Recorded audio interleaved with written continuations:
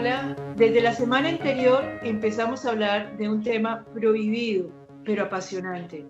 Un tema donde la ignorancia ha hecho que se satanice un elemento que nos puede ayudar a vivir de manera diferente.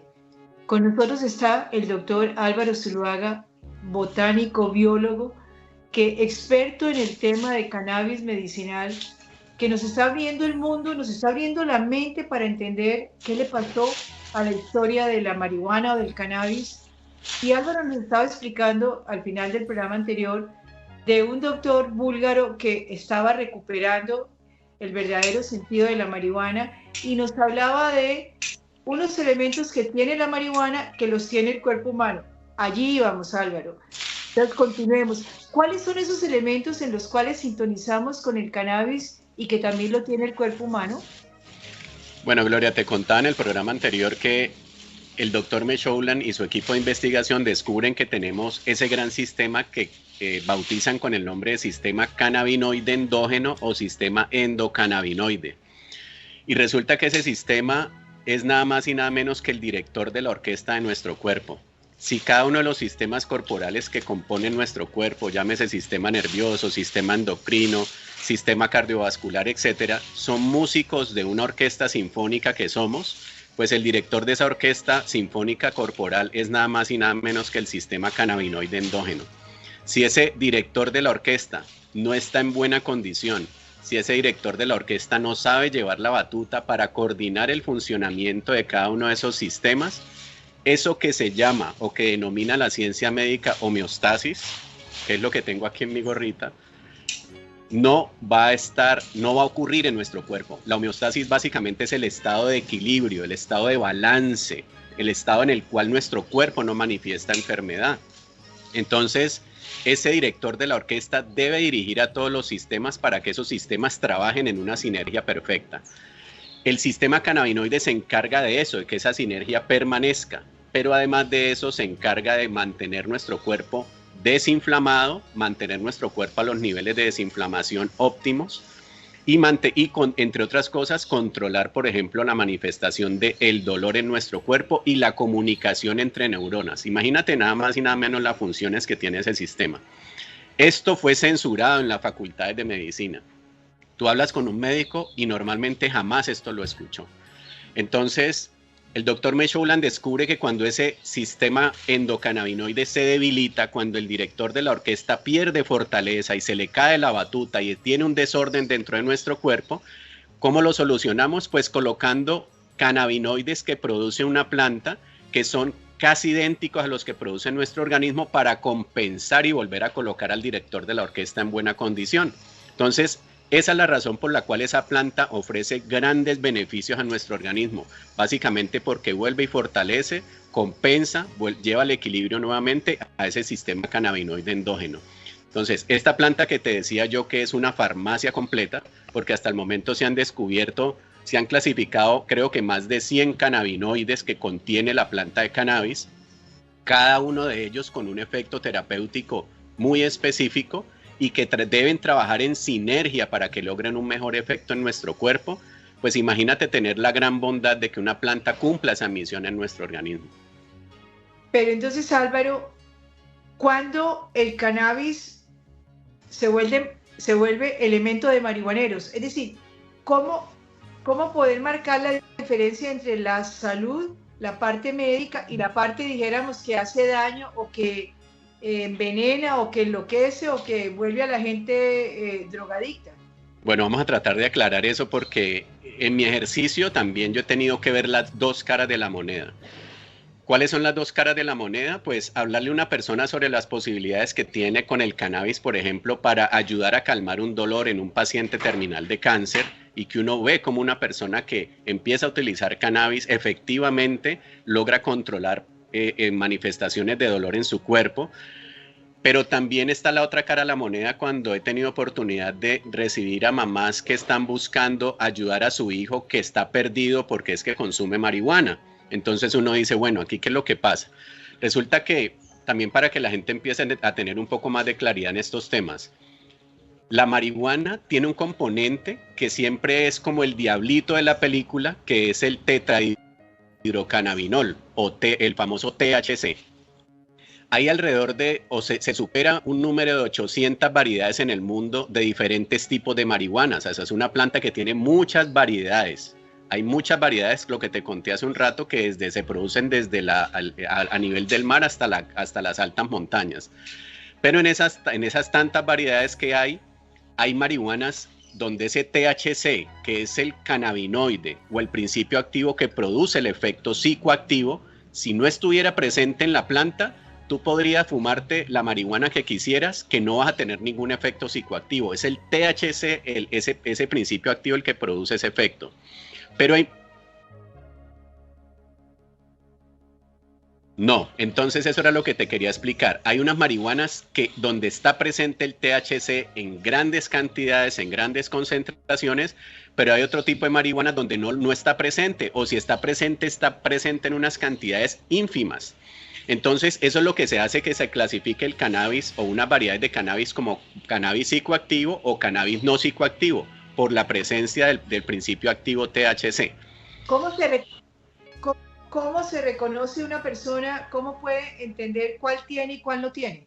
Bueno, hoy en día lo que está disponible en la industria farmacéutica, porque ya el cannabis medicinal, hay disponibilidad de cannabis medicinal, sobre todo de cannabis no psicoactivo, ¿sí? Porque ese es el que no tiene el problema, el que no tiene la prohibición, pero de hecho la ley también permite que cuando un paciente requiere un cannabis con psicoactividad, por ejemplo, porque ahí donde yo quiero entrar a explicarte que THC no significa malo, THC no significa negativo, psicoactividad no significa dañino, porque hay casos, por ejemplo, de niños que tienen problemas de convulsión, donde la convulsión solamente se controla cuando está presente el THC.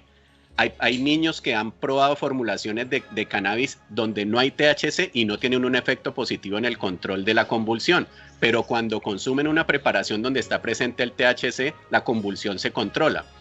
Entonces, es también para que la gente deje de relacionar psicoactividad con algo dañino. Yo creo que cualquier planta, cualquier sustancia natural, sea la que sea, cuando pasas el límite del exceso, puede ser dañina, ¿sí? Así como cuando pasas el límite del exceso del agua, que es un elemento vital para nuestra salud. Yo he acompañado a personas en procesos terapéuticos que han llegado a cuidados intensivos por consumo excesivo de agua, porque pensaron que tomando agua iban a adelgazar, por ejemplo, ¿sí? Entonces, yo creo que la línea roja del tema psicoactivo es en el exceso. Porque, ¿qué hizo que muchas personas que hoy en día consumen y disfrutan el cannabis como una alternativa terapéutica psicoactiva? Pues que es una realidad que cuando tú consumes una planta de cannabis con THC que produce un efecto psicoactivo, esa planta a una persona neurótica, nerviosa, que mantiene sus emociones muy alteradas, la puede tranquilizar. Y eso es un efecto terapéutico. Una persona que puede dormir cuando tiene un efecto psicoactivo y cuando no lo tiene no duerme, pues eso es un efecto terapéutico. Una persona que cuando coloca cannabis psicoactivo en su cuerpo le calma un dolor que no lo para ni la morfina, eso es un efecto terapéutico. Entonces hay que distinguir muy bien el tema de psicoactividad para que la gente también tenga claro que el hecho de que una persona utilice cannabis con fines psicoactivos, no necesariamente hay que colocar a esa persona o estigmatizarla como una persona que está haciendo algo como el marihuanero, el que debe estar en el nivel más bajo de la sociedad, ¿sí? Ya, pero es muy interesante. Y ese límite entonces lo da el exceso, solamente el exceso. Uno establece o mantiene presente algo que es muy contundente y es la dosis. Una dosis puede ser muy benéfica para tratar un padecimiento o una patología en el cuerpo, pero una dosis por encima de lo que uno requiere realmente para sanar también se puede convertir en una dosis letal. Con esto no quiero decir que está bien si tu hijo está consumiendo marihuana y está completamente consumido o atrapado por la planta, porque ya desde mi percepción o desde mi experiencia, también hay un componente que hay que tener claro y que es muy importante.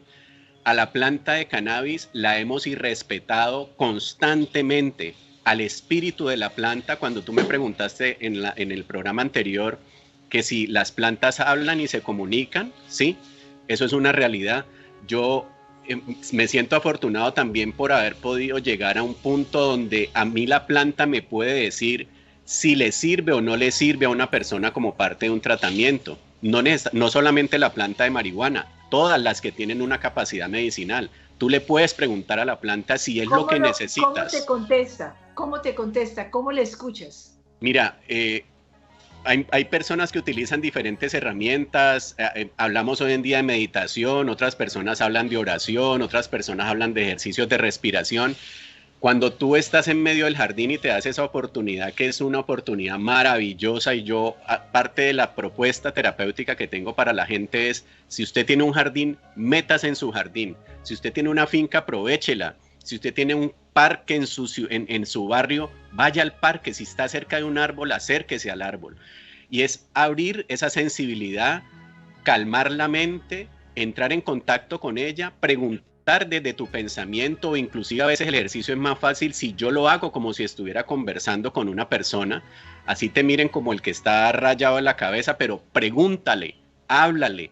Y cuando empiezas a ejercitarte como cuando se aprende a montar bicicleta, que al principio te caes y cuesta, pero te das cuenta que practicando empiezas a tener una respuesta positiva, pues llega un momento donde la información te va llegando y sientes que en tu pensamiento está la clave y te entregan la información para que esa planta se maneje de una buena manera. Yo del cannabis no hablo como la gran panacea, como desafortunadamente muchos lo han querido vender, porque yo de nada saco con entregarte, con decirte a ti, mire, este tipo de cannabis que usted tiene aquí o esa planta de cannabis a usted lo puede salvar, cuando tú no movilizas otras cosas en tu situación. A veces la enfermedad, o en la mayoría de los casos yo he podido darme cuenta de eso, que la enfermedad ni siquiera es física, la enfermedad es emocional, la enfermedad del sentimiento, la enfermedad del corazón. Y si eso no se moviliza, puedes tener ahí a disposición el mejor cannabis, el preparado por el mejor laboratorio, traído, importado de no sé dónde, que no te va a funcionar hasta que no haya un desbloqueo de esa emoción que está generándote la enfermedad. Entonces, de ahí parte la importancia de conectarse con la planta, volver a respetarla, reivindicarnos con ella, porque también cayó en manos de una de las principales problemáticas, o pienso yo que la peor que le ha ocurrido a Colombia, que es que haya caído en manos del narcotráfico. O sea, el hecho de que el cannabis haya caído en manos del narcotráfico y se haya untado de sangre y que haya dejado muertes y que haya dejado disputas y que haya incrementado situaciones de violencia en nuestro país, también es una deuda que tenemos con la planta porque irrespetamos su esencia. Después de comerciales.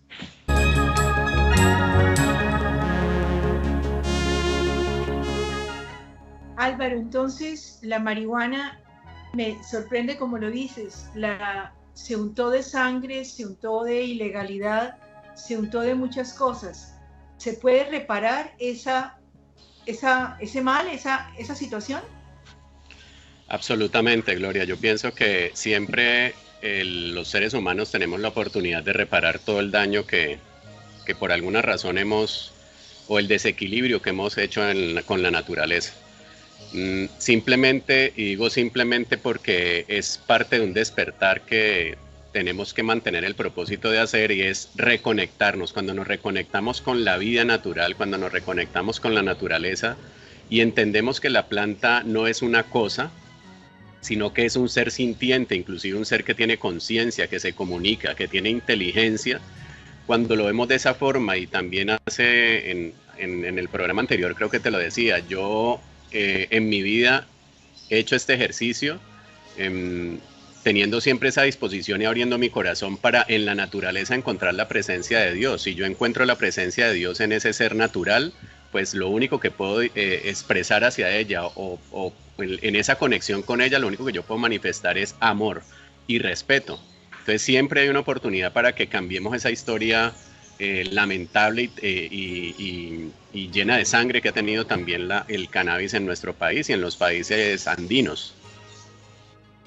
La posibilidad de tomar unas determinaciones legales sobre la marihuana, sobre el cannabis, ¿tú qué harías, Álvaro? Es decir, fueras consejero y te llaman y te dicen, ¿qué hacemos con esto? ¿Se legaliza, no se legaliza? Hay otros países, Canadá, otros países, Australia. ¿Qué harías tú como legislador con la marihuana, con el cannabis? Bueno, yo pienso que parte del error es que la planta sea una planta prohibida. Ninguna planta, ningún elemento de la naturaleza debe ser un elemento prohibido. Y si estuviera en mis manos colocar, hacer un aporte para que se restablezcan como las formas en las que se permite que el cannabis se utilice o se prohíbe, pues yo empezaría por eso, por concientizar a esta nueva generación, porque pienso que toca también empezar desde la base, con los niños, con las juventudes, para que entiendan que esta planta no tiene por qué ser una planta prohibida y enfocarse sobre todo en todos los beneficios que puede generar esta planta a nivel terapéutico, a nivel de salud, quitando ese estigma de miedo, de temor, de sangre también, de una relación negativa de la planta con el narcotráfico, limpiando, haciendo una campaña muy fuerte también para recuperar esa realidad de la planta como ser vivo, y enfocándose mucho también en trabajar la emocionalidad de las personas. Mientras hayan esas ventanas en las cuales la persona esté llena de conflictos, llena de tristeza, llena de traumas, siempre la persona va a buscar una vía de escape, y desafortunadamente pues vías de escape hay muchas y muy equivocadas también, no solamente la marihuana sino el alcohol. Creo que es una de las primeras rutas que los jóvenes empiezan a caminar. Entonces yo pienso que parte del principio de este propósito sería quitar esa prohibición, empezar a que la gente, pero no solamente a nivel legal, sino que a nivel de educación también los niños, la nueva generación, empiece a ver la planta como una planta que hace parte de un biosistema, una planta que tiene una cantidad de propiedades medicinales como la tienen muchas otras, y crear nuevamente, fortalecer esa relación entre planta y ser humano. Eso es fundamental para que quitemos ese estigma de que esta planta solamente sirve con fines psicoactivos, porque no es la única forma en la cual la planta se puede utilizar. Me imagino que sería una excelente alianza un psicólogo y alguien como tú. Es decir, ¿qué tanto una depresión, una ansiedad? Claro, se trabajan los problemas emocionales, pero que pueda tomar alguna forma de droga, de cannabis que le dé tranquilidad, los ataques de pánico, la ansiedad se calma con marihuana. Sí, hay muchísimos casos en los cuales uno, o por lo menos yo he podido ver como una persona que empieza a consumir cannabis con ese propósito, logra salir de un estado de ansiedad, inclusive de depresión profunda.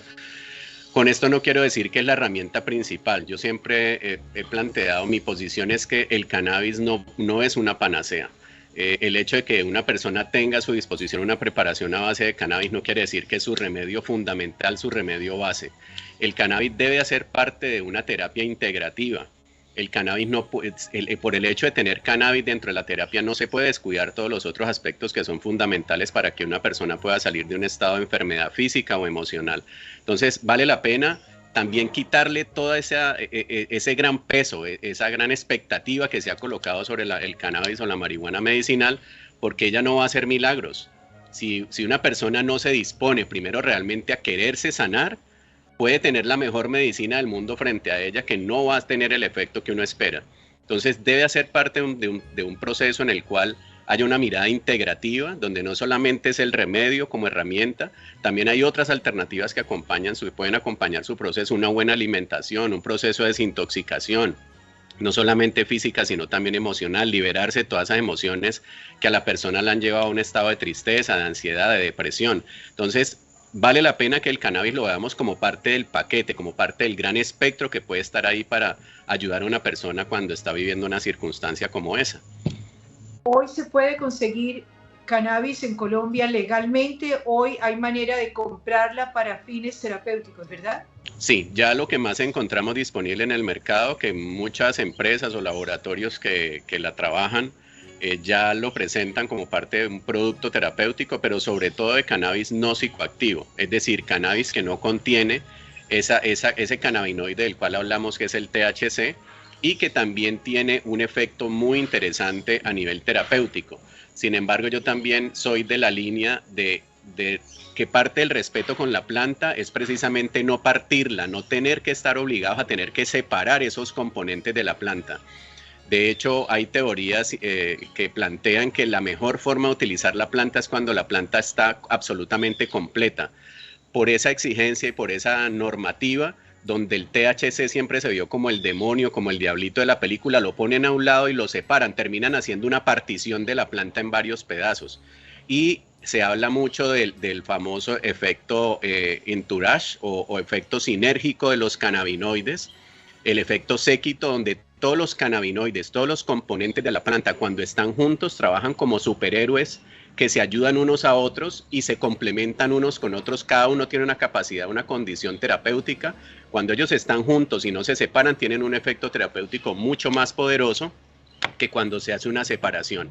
Y esta separación ha sido consecuencia también de separar el cannabis psicoactivo o cannabis de uso adulto del cannabis no psicoactivo. Entonces, y eso obliga a que las empresas con fines de mercadeo hagan eso, hagan una partición de la planta en pedacitos y te la vendan como desbaratada, por decirlo de alguna forma, para que la gente nos entienda.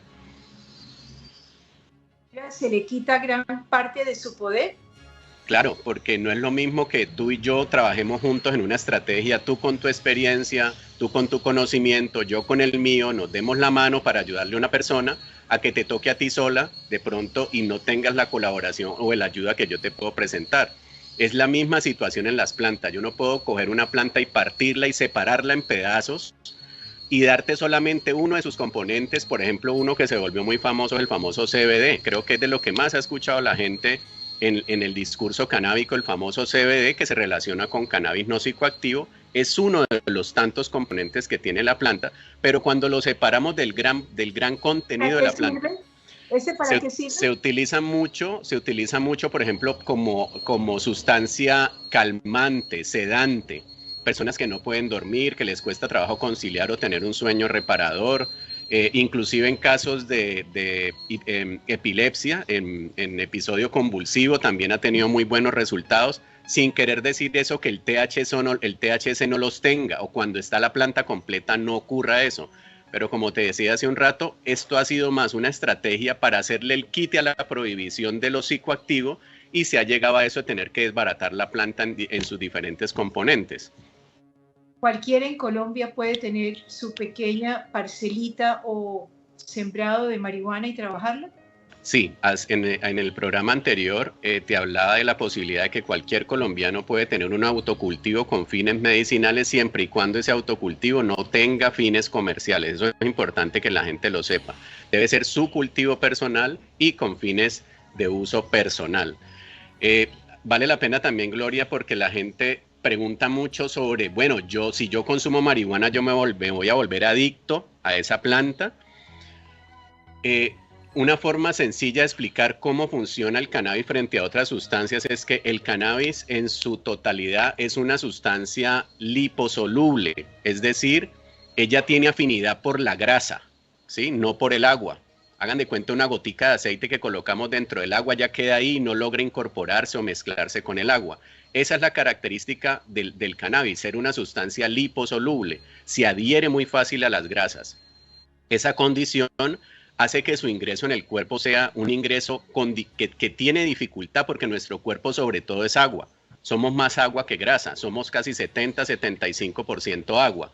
Entonces, cuando ingresa el cannabis en nuestro cuerpo, está entrando en un cuerpo que es agua y el cannabis siendo una sustancia grasosa, imaginémonos una bolita de grasa que entra en nuestro cuerpo, tiene que buscar la zona adecuada para ella poderse adherir. Entonces, tenemos zonas donde acumulamos grasa en nuestro cuerpo, por ejemplo, el cerebro, ¿sí? Por ejemplo, la grasa que recubre el tejido de la piel, la grasa que se acumula en zona abdominal. Hay diferentes zonas donde se acumula esa grasa y ahí es donde el cannabis va a depositarse mientras empieza a hacer su efecto. Esa entrada lenta con dificultad y hace también que haya una salida lenta con dificultad. Se está moviendo en un cuerpo que es agua. A diferencia de los fármacos convencionales que son 100% hidrosolubles, tienen una entrada rápida y tienen una salida rápida del cuerpo. Esa entrada rápida y esa salida rápida hace que se pueda inducir fácilmente algo que se llama en farmacología síndrome de abstinencia. Cuando una sustancia entra rápido y sale rápido a nuestro cuerpo, el cuerpo queda diciendo, uy, ¿qué pasó? ¿Por qué me la quitaron? La necesito otra vez.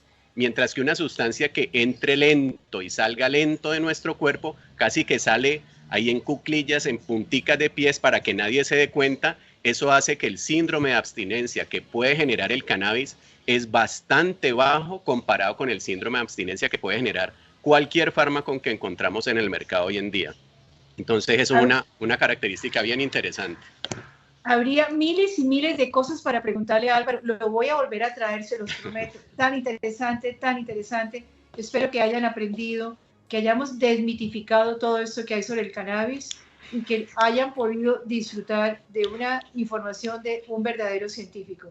Álvaro, muchísimas gracias y a ustedes que la pasen bien. Gracias a ti por la invitación. Hasta luego.